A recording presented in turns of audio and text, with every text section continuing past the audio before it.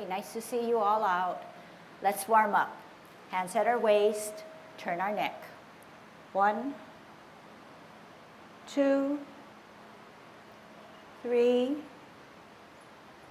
4, 5, 6, 7, 8, 9, 10. Stretch your neck. 1, 2, 3, 4, 5, 6, 7, 8, 9, 10. Turn your shoulders. 1, 2, 3, 4, 5, 6, 7, 8, 9, 10. Other way. 1, 2, 3, 4, 5, 6, 7, 8, 9, 10. Expand your chest. 1, 2, 3, 4, 5, 6, 7, 8, 9, 10. Waist exercise. 1, 2, 3, 4, 5, 6, 7, 8, 9, 10. Airplane. 1, 2, 3, 4, 5, 6, 7, 8, 9, 10. Touch toe. 1, 2, 3,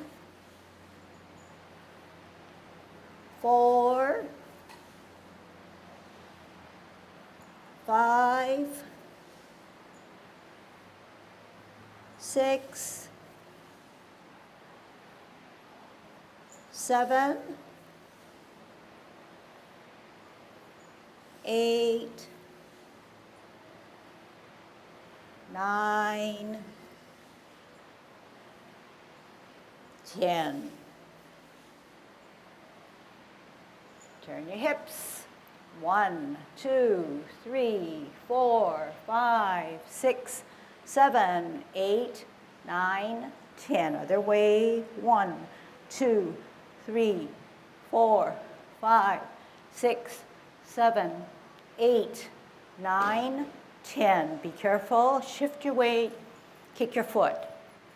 1, 2, 3, 4, 5, 6, 7, 8, 9, 10. Other side. 1, 2, 3, 4, 5, 6, 7, 8, 9, 10. Kick your butt. 1, 2. Shift your weight. 3, 4, 5, 6, 7, 8, 9, 10. Turn your knees. 1, 2, 3, 4, 5, 6, 7, 8, 9, 10. Other way.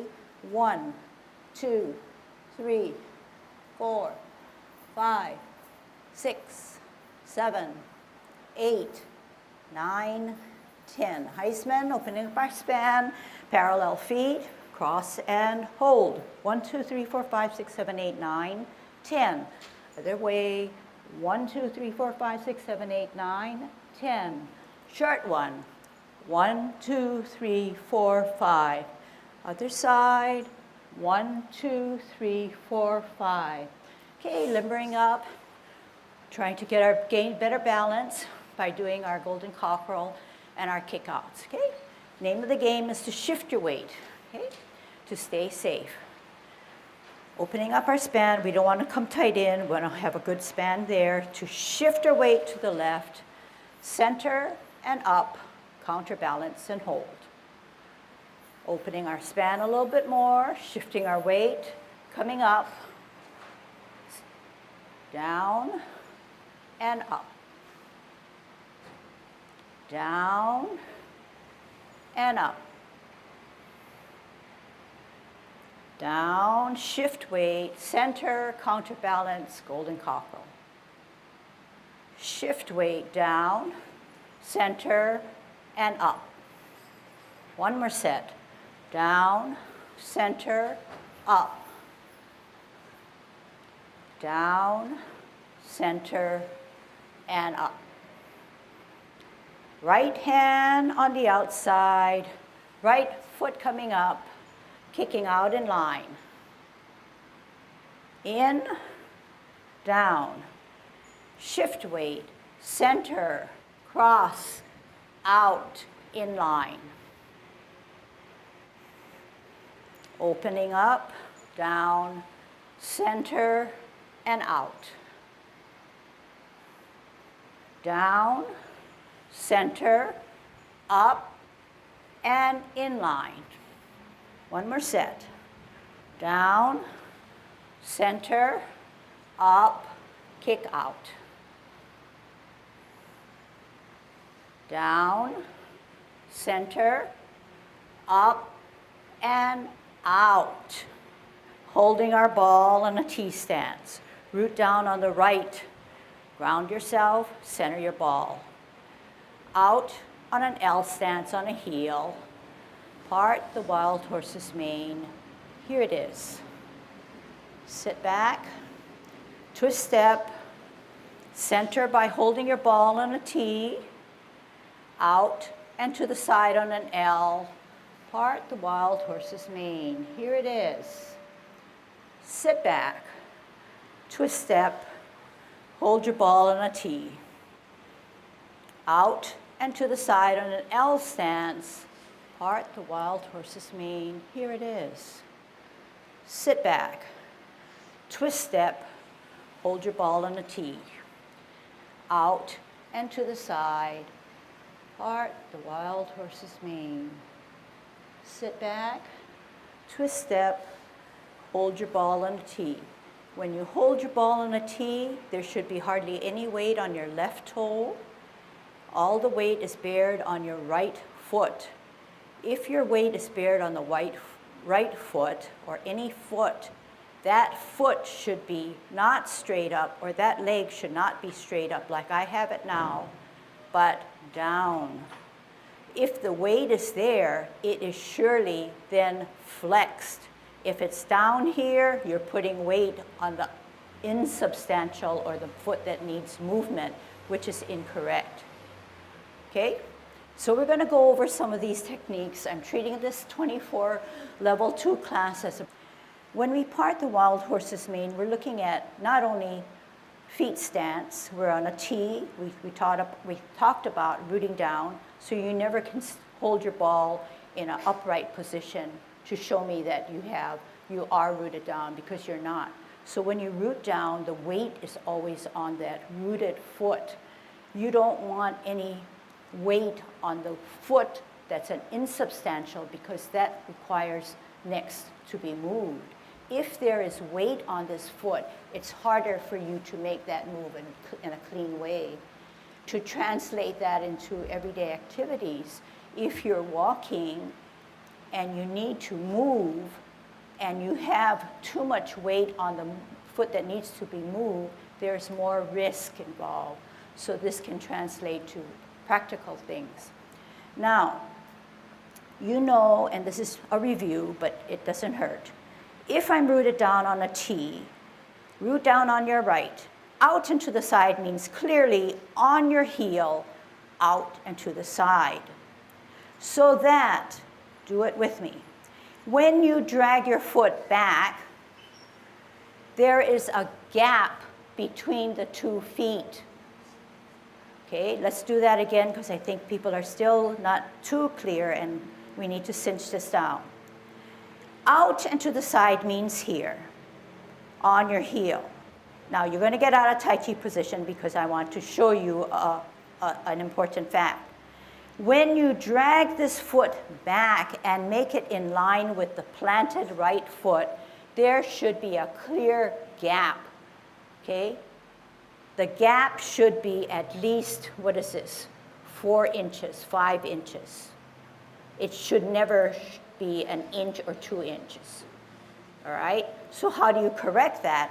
You don't come further out and further to the left.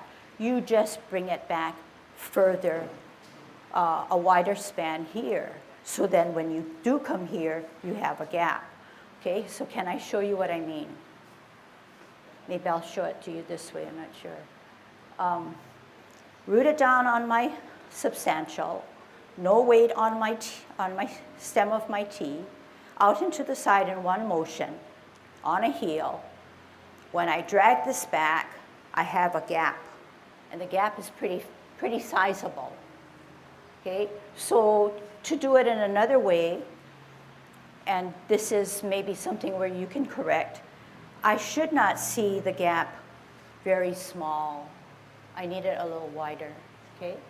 So just remember, if it's hard for you now to get that gap wider, that's fine. That's not too good, but eventually I would like you to have it a little wider, okay?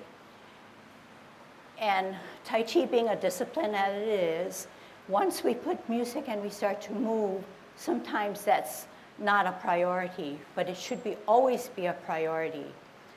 And just really quick, if I'm out and to the side clearly, rather than out and to the side, not so good. Eventually, and right at this point, when I have all my energy and chi stored on my planted foot, I need to bring that energy up and across to equalize and flatten out my front foot. If I'm tight in here, the energy has nothing to do, no place to go, but just turn with my knees and put more stress on my knee joints. So out and to the side, so I can bring that energy from my planted foot all the way across to set it down nicely here. Then you're in a good position then to do. One of the biggest areas where we have to emphasize is Tai Chi Walk. And Tai Chi Walk is here again an exercise.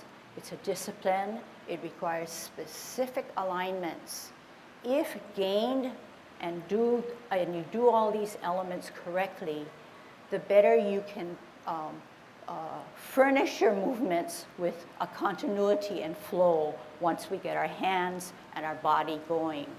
Okay? So that's the underlying foundations in which movements take place, especially for the 24 and the 16.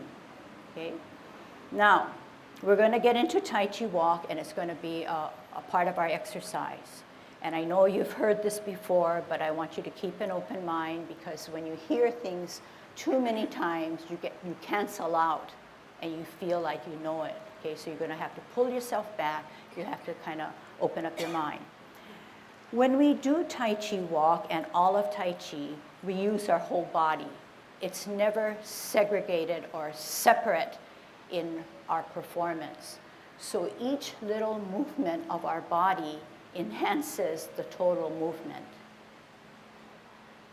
To put it plainly, if we are doing commencing form, and say I have a good Tai Chi posture, which is another thing that I want to emphasize in this class, is that once I start to move, I cannot just rely on the movements solely by itself. Here, I'm not even using my body. I'm using a part of my body and not my whole body.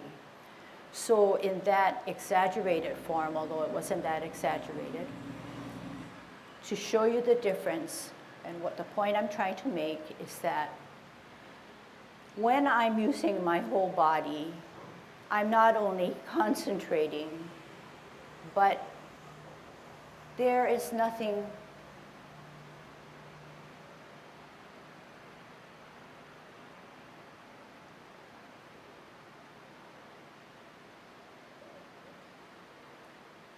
piecemeal about it. Everything flowed into each other. And how did I come to that?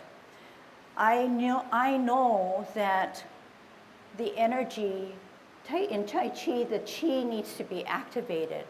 And when you get a form or a movement going, after you realize what it is that you have to do and when you synchronize it, you then concentrate on your flow. So I didn't just stop here, put it here, and come down.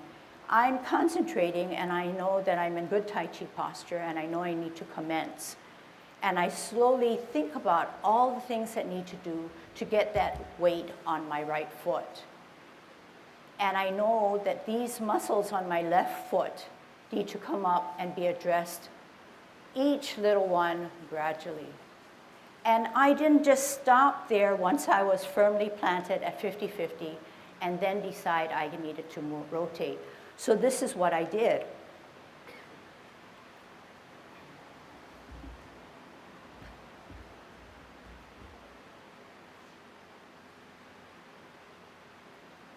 Slowly as this came down, my hand started to come here, and it enhances that movement. As soon as I feel my energy coming down, my hands start to rotate. It's almost as if it's a natural occurrence. When I'm bringing my hands up like this, it's almost as if I'm drawing up water. And you know how hard it is to draw it up. But that's what you think and you imagine, and you start to do it.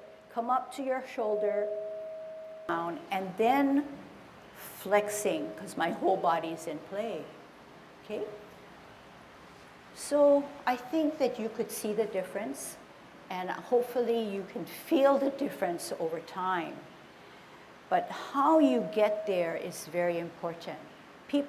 Some people and some students are good at following and imitating, but they really don't know the reason behind what they're doing. So this is what this class is all about, giving you the reason or validating what you're doing, because you know that is the basis of all of Tai Chi, not just for separate movements. Now, going back to Tai Chi Walk, we said the importance of using the whole body. If you use your whole body, you will get further, and your muscles and your joints will be that much for you and in play. So using my best posture and Tai Chi posture, I'm going to come out and pivot on my heel. So if I'm going to pivot on my heel, I need to alleviate the weight off of that foot. I need it weightless.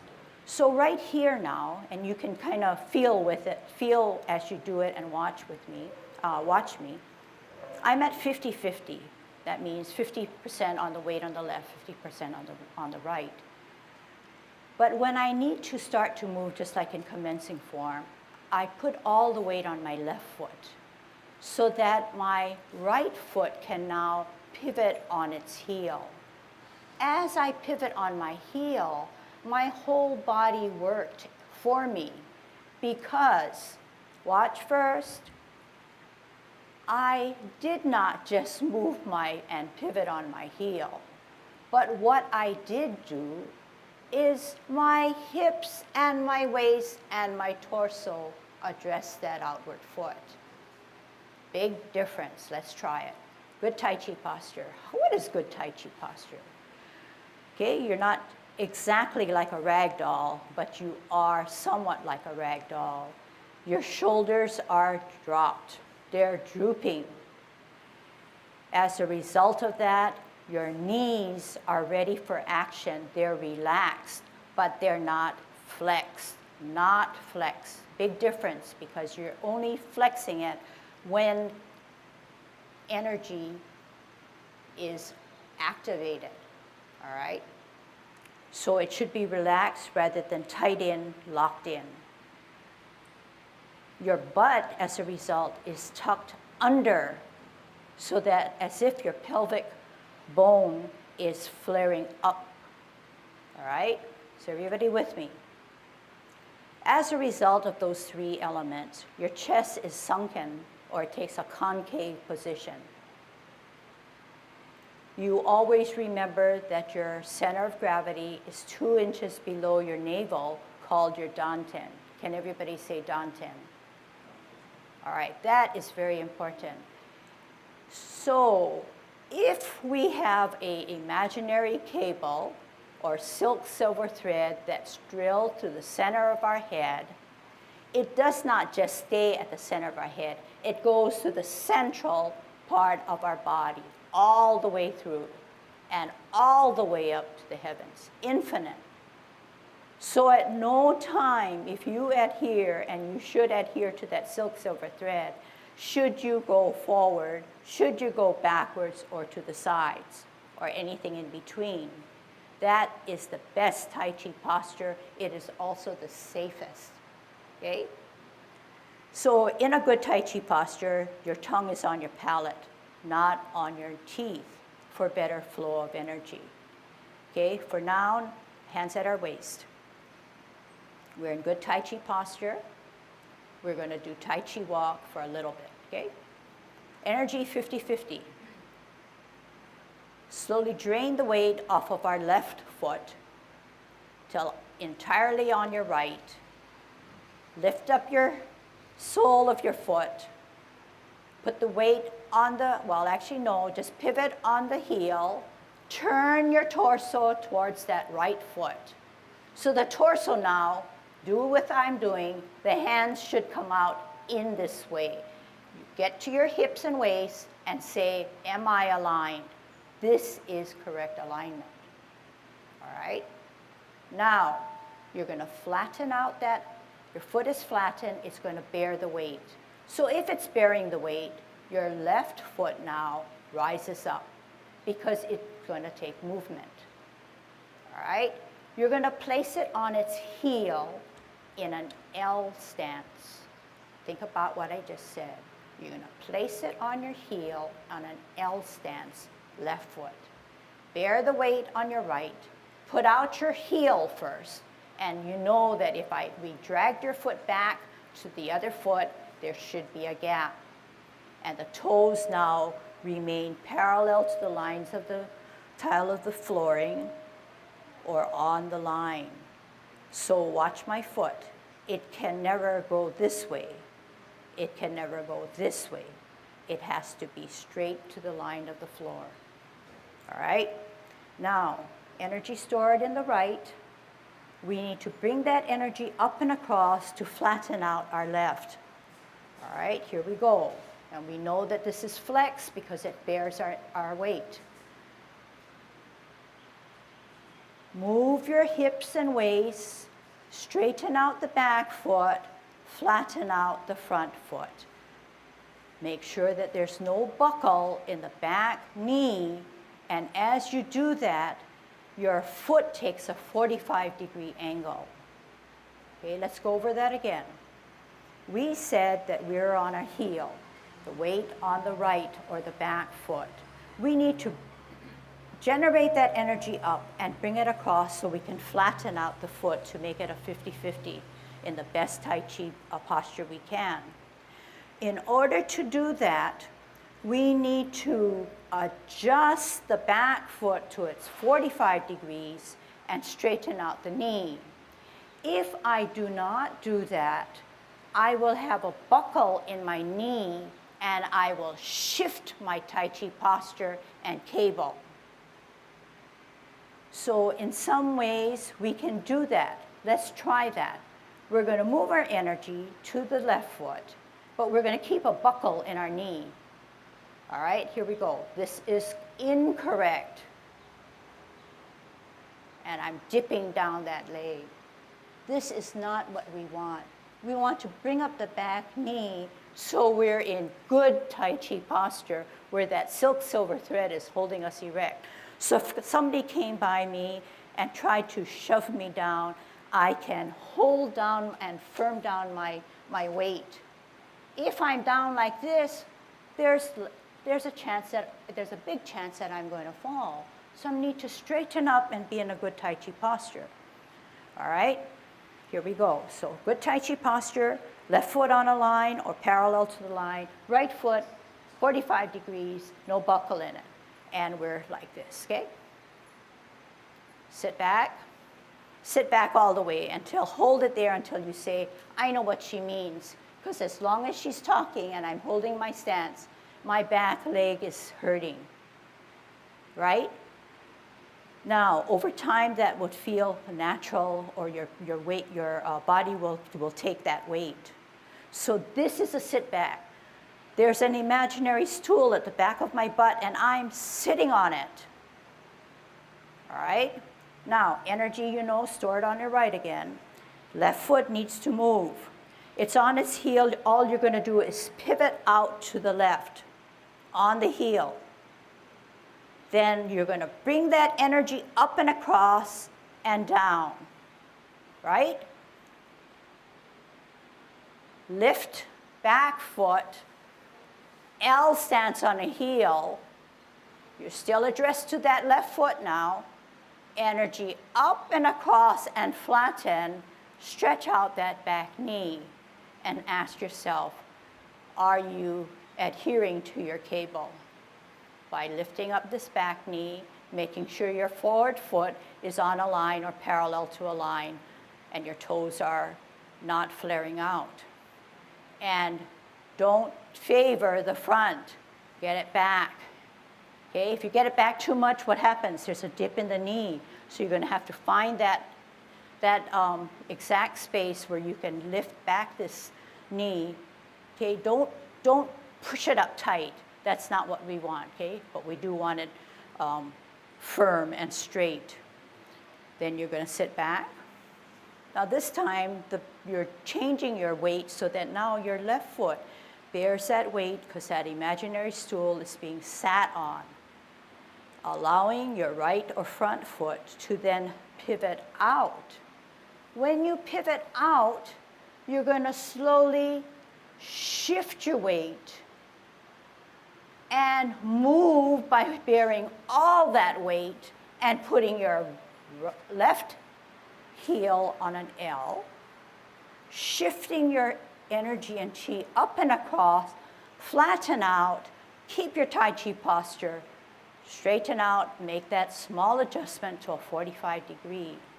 So we're zigging and zagging. Make sure now that your hips are aligned. And heel, energy up and across and aligned. Sit back, all the way back. Twist out and heel. Keep on doing it. Flatten out, stretch. Sit back, all the way back on your stool. Pivot out. Address your hips and waist.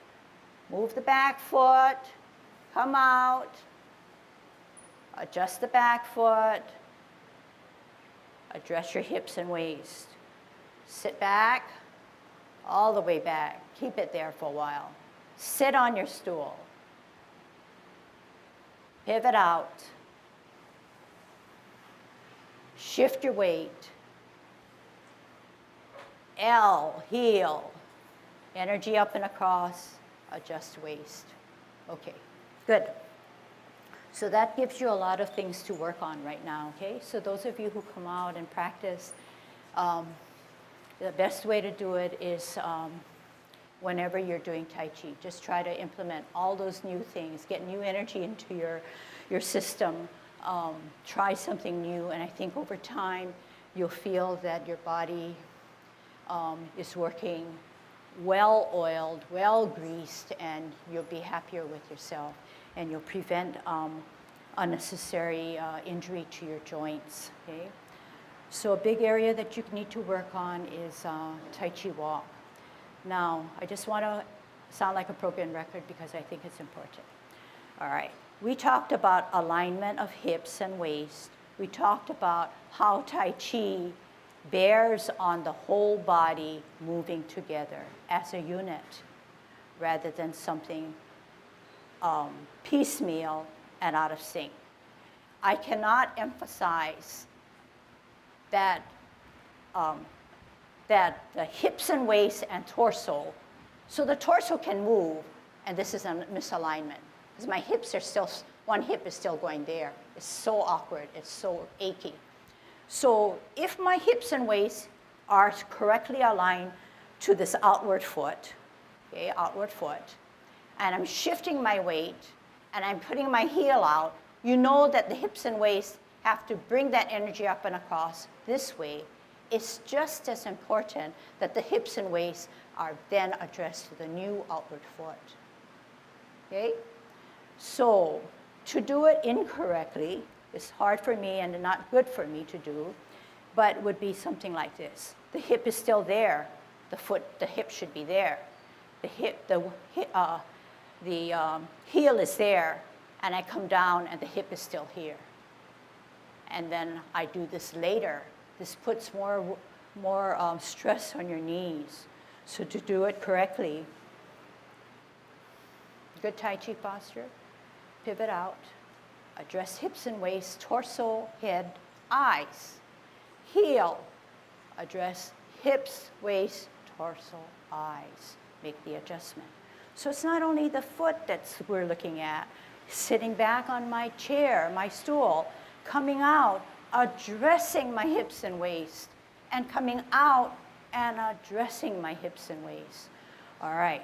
Now, when there's music and when there's a schedule in which we have to do our movements, and this is the basis of all our movements, if, say, for instance, you know that for yourself that this is the best Tai Chi walk, this is the best Tai Chi walk, I'm talking about this span here, you know, how much you go. Some people may go a little bit less, some people may go a little bit more according to their physique.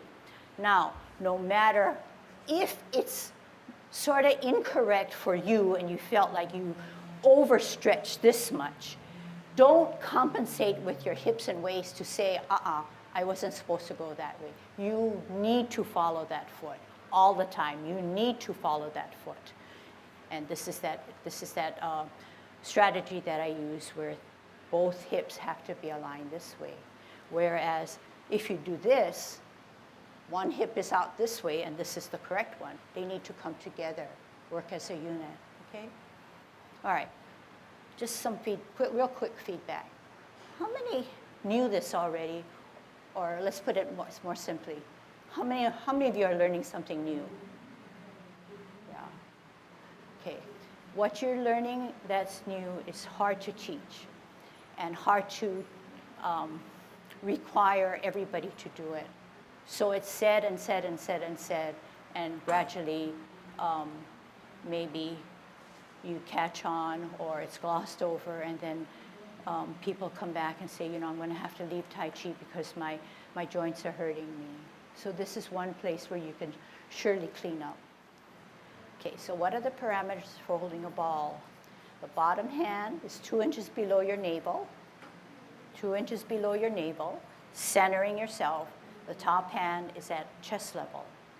Rotate the ball and hold your ball in the other way. Rotate your ball and hold it the other way. Okay, keep on doing this for a few sets, and I'm going to teach you something.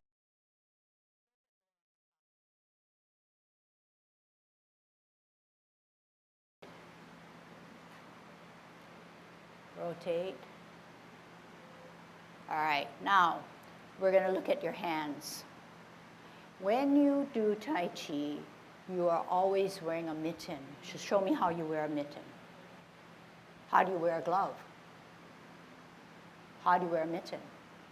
What's the big difference? When you wear a mitten, 4 fingers are together and the thumb is aside. Now, they don't have to be a tight mitten so that you have to feel that you're clenching your four fingers, but they should be softly together as opposed to a glove where the fingers are separated. So when you hold your ball already, it's a hand position, you need to implement your mitten, okay? And that's, if you look at when I first started teaching Tai Chi, or slowly towards the beginning, I was always reminding people, and then I slowly moved away from it. And then one day I watched a series of performance on YouTube, and I said, oh my goodness, my fingers were too far apart. I mean, it was something that just definitely cried out to me, like, you know, I was doing something incorrect. So I want to kind of pass on this technique to you. So it's not always easy, and sometimes you lapse into something more done as a routine, but call it to yourself to wear your mitten. So this is what we're going to work on. We're going to part the wild horse's mane in this manner. So we're going to part the wild horse's mane in this manner.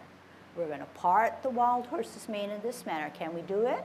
We're holding our ball, doesn't matter what right or left, and we're parting the wild horse's mane. Here it is. Holding our ball, rotating it, and presenting and parting the wild horse's mane. Now, when we part the wild horse's mane, there are lots of variations that I see that I want to kind of clean up. When we part the wild horse's mane, this is the correct posture. Okay? This is the correct posture. Watch how I get to the end point. Okay, how do I get to the end point? How do I get to the end point? Okay, to make that more obvious, that's how I want you to get to that standard, okay? This way, I'm not doing Tai Chi. This way, I'm not doing Tai Chi. What's the difference? Can you see it, and can you tell me? Can someone venture out and answer my question? What's the difference in a good Tai Chi posture? What am I using? I'm using my hips and waist and eyes, but what else? I'm using my core. It's not easy to do. In a beginner student, in an intro student, a brand new student, all they're figuring out is that your hand needs to come out here. And they're doing that out of Tai Chi posture, and it's only a hand motion. My hips are still here. So yes, I am using my hips, torso, waist, core, and I'm not reaching. Something is going from my central core muscles down in through here, down into my wrist, down into my palm, down into the base of my fingers, and then ending up to my tip. Okay? You can feel that, and when you feel those sensations, that's what Tai Chi is all about. Okay? So the person viewing it says, hey, how is she doing it different from another person I'm watching? Well, that's not a trick, but that is Tai Chi. You're using your core muscles, you're making your whole body work for you. And definitely, we are implementing Tai Chi walk and alignment. Out, we're on a T. We're out and to the side, L stance. Here it is, straightening out that back foot, planting down that foot, and then the final pose in parting of the wild horse's mane. Remember I said, here it is. So you're saying if the snack is in the palm of your hand, you're going to have to show it to that other person in the center about eye level. Some of you holding it too low, so you don't want to do something like this.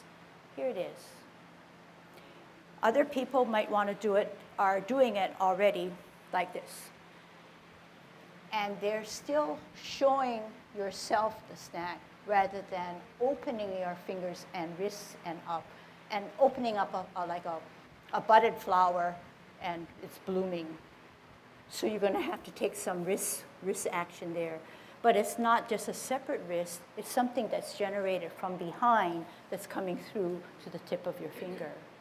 Okay? All right, let's try. Let's start with commencing form. So we don't want to be tight in, we don't want to be far apart, but we want to be gently spaced, okay? Good Tai Chi posture warrants dropping of the shoulder. As a result, our butt got tucked under and our knees are relaxed but not flexed, okay? We know that the silk silver thread is holding us erect. We know that although you're looking at me for guidance, we know that the best vision that you need to take is outward to infinity, always outward, not looking at whether you're opening your span right, whether you're rotating your hands, okay? Because right now I'm out of Tai Chi posture. I'm drooping down because I'm looking down. So you want to keep that outward vision, slightly tucking your chin so that you're not looking straight out this way. But because everything else is dropping, your chin is slightly downward, but your glance is way, way ahead, okay? All right, here we go. Commencing form. Slowly drain the weight off of our left foot. Heel comes up on our sole, on our toe. Open, toe, sole, arch, heel, rotate. Take a deep breath in as we elevate both hands as we draw our water. Shoulder level, tuck down your elbows, tuck down your wrists, flex your knees. Come down a little bit more.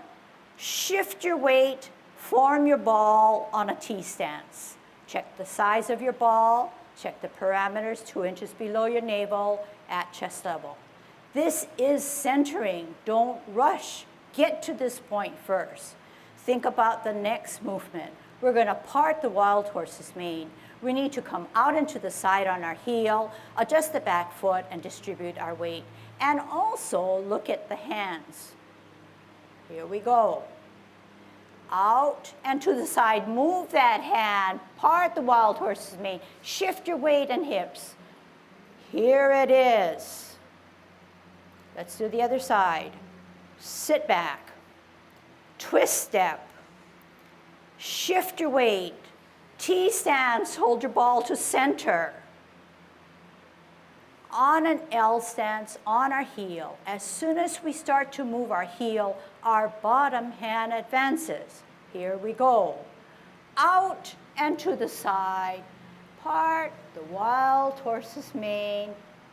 Present your snack by using some wrist action. Make sure you're using your mitten. Make sure you're in Tai Chi posture with your knee not buckled. Make sure that the hand is about eye level. Slightly lower is fine, but not too low.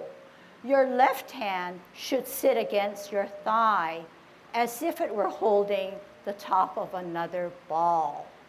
Your K-ball keeps you from favoring the front. Sit back, all the way back till you're sitting on that stool. Now, when you pivot on your heel, start to form your ball. Complete your ball as you weight down on your right. Check your parameters. When you come out on an L stance, the bottom hand advances at the same time. Here we go. Out and to the side, start to move the bottom hand. Present your snack, eye level, wrist action. Here it is. Wear your mitten. Sit back, twist step, shift weight, form your ball, finish and tee. Out and to the side, part the wild horse's mane. How do you extend that hand? You extend that hand by making sure all that energy goes in increments to the tip of your finger. Sit back. Keep that sit back for a while till you know that all your weight is back there. When you pivot, then your body moves and your hands move to form your ball on a T.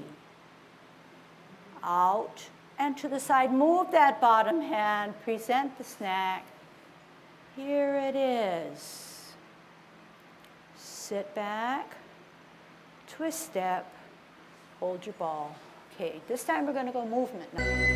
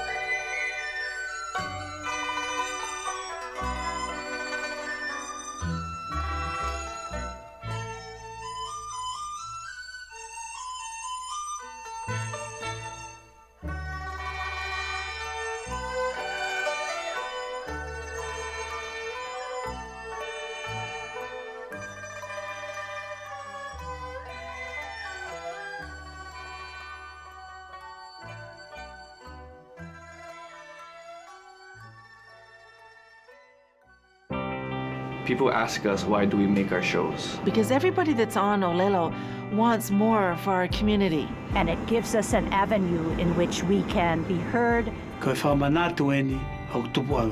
This is real world stuff without the gloss. That's how we enrich and develop the community. And every community needs a way to talk.